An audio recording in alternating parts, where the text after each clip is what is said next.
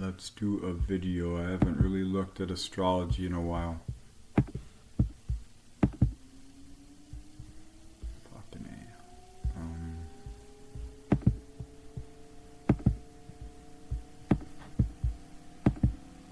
A. This goddamn piece of shit. Alright, see if I can do that again.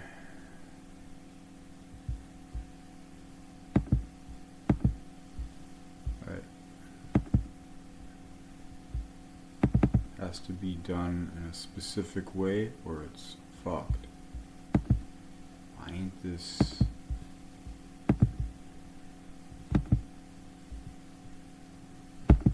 opening full screen? Where the fuck is the setting?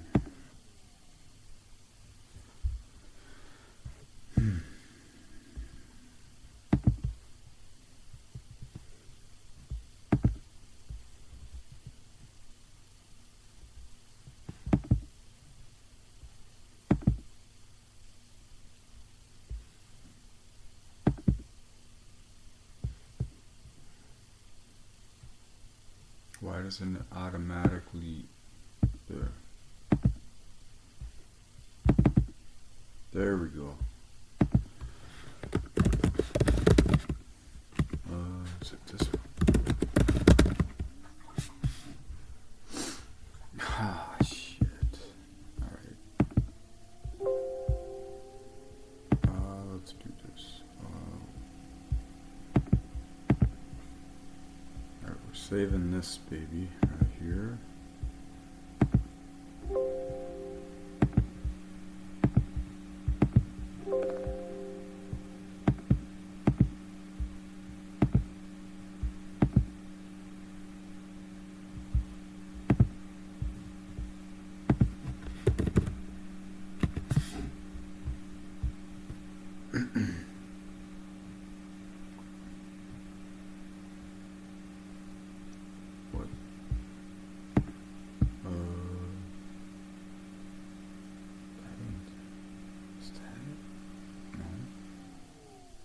What the hell?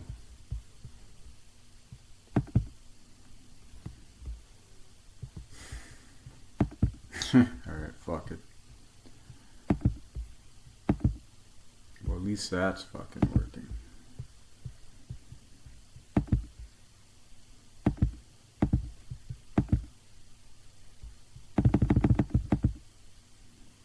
Interesting thing here.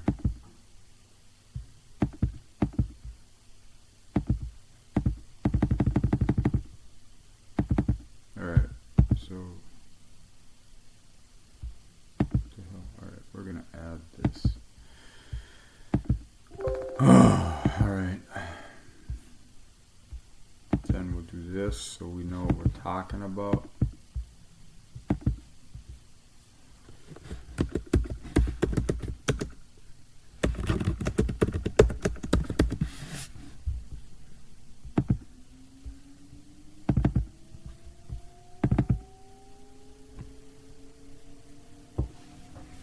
I haven't looked at astrology for a while.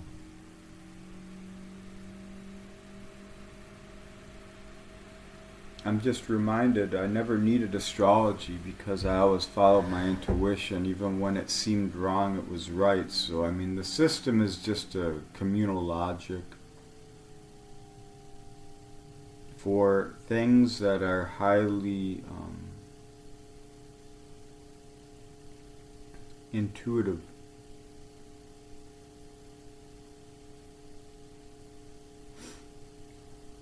So I see we've got a grand cardinal cross going here.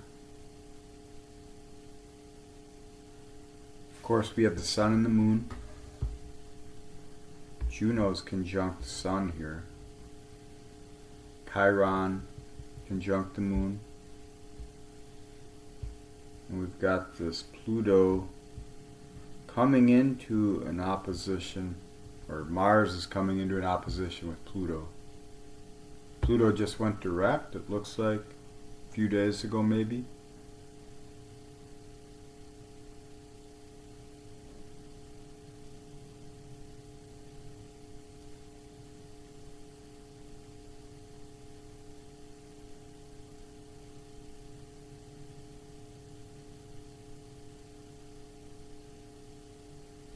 Venus at the anaretic degree of Scorpio. Mars almost at 23 degrees Cancer, so there's a trine type of energy, a trying trine here.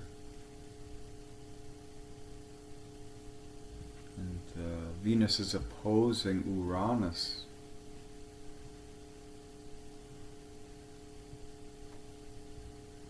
Mercury is in a working quincunx opening in junction with the North Node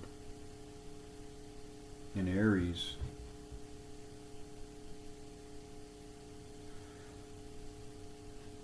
Vesta opposing Neptune. Neptune, of course, in this nice trining sextile energy with Pluto and Uranus. So all the outer planets are in this harmonious energy.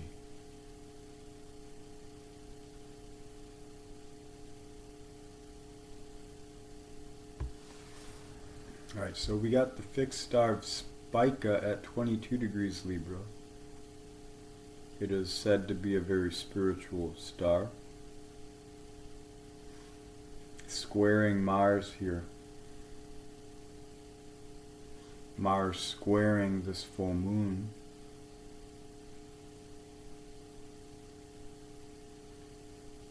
So what have you learned through everything that you have pushed forward in life of your own volition? Was it a pure drive? Was the will pure? Was the ego ensnared in the perturbations of shadow dynamics? Empowerment because you don't want to be disempowered. It's like lowest common denominator values based off of a survival-oriented rationale, which limits our ability to be natural and also limits our ability to honor ourselves. And when we're trained in that kind of thing, we will not allow others to be honored in authentic ways, only in the ways which keep up the image, keep up the communal expectation of what it means to be successful, good, independent, right? What we feel to be a truth. So the egoic will is tethered to our early imprinting. The reason your ego is powerful, strong, and it works for you is because of what you went through. The reason others can't accept you, handle you, deal with you is because of the same reasons. Your egoic will is strong. It's tethered to the death within you, the death of yourself. This is why Aries dies many times. That candle is started and extinguished many times in life, but it will always start up. It's immortal in that process. Breathing in and out, Think of Aries to Libra, the sense of self in relation to existence. This relation to self is the backdrop to that dynamic, even though it appears that the relation to existence is the backdrop for your dynamic. That's a perception, that's an orientation. If you hold it that you are co-creating your existence, then it becomes less idealistic through this will, which is in the flows of your emotional cultivation, your emotional tension.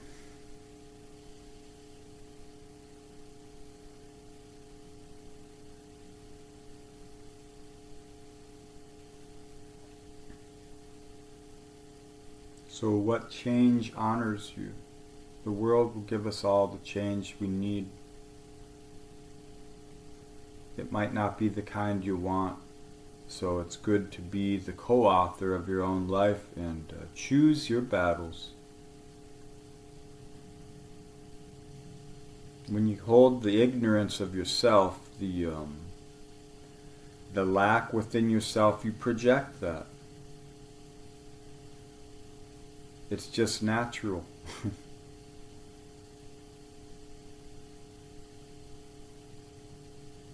So many people are hungry ghosts. They're vampires. They don't understand. They consume your energy.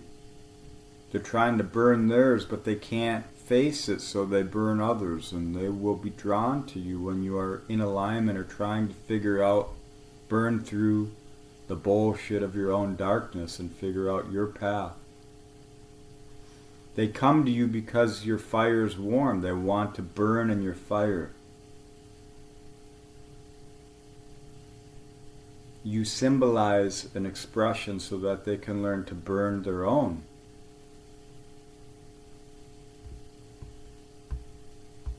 Ultimately, their beliefs are based off their judgments, which are held tightly by values which they have nourished, which have been nurtured through them, and their nature is to grow, like all of us. You know, the judgments are just statics in a progression.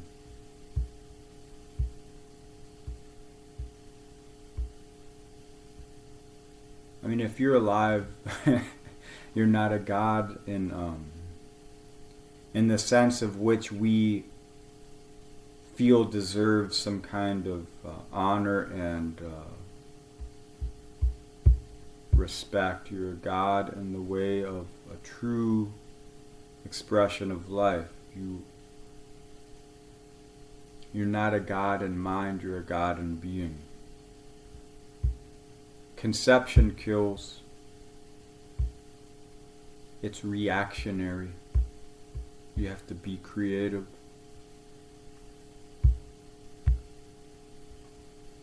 So getting to the source of who you are, what nourishes your spirit, which allows you to release and burn through your own shadows, that's what's to be honored. And when the world and other people challenge that, or they want to put that out or pile on it, then you know you're on the right path.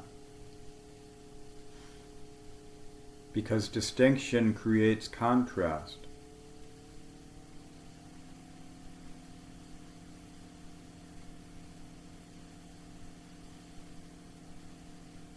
There is no war. War is a process. It's not the end result.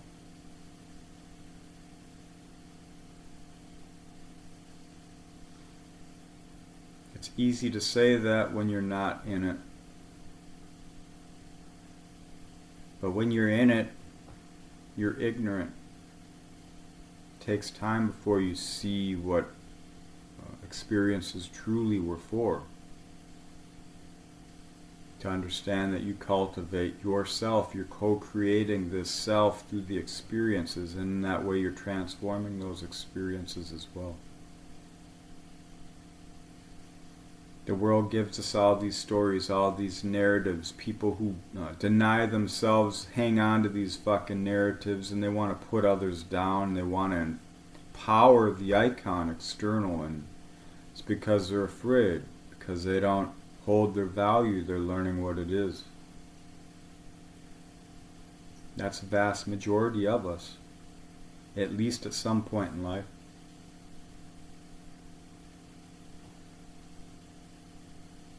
So these were just some ideas to reclaim the forgotten value of yourself. Uncover what that could be. Don't try and control it. Conception is a loose guide. It's not the end. It's not the static. It's not the God.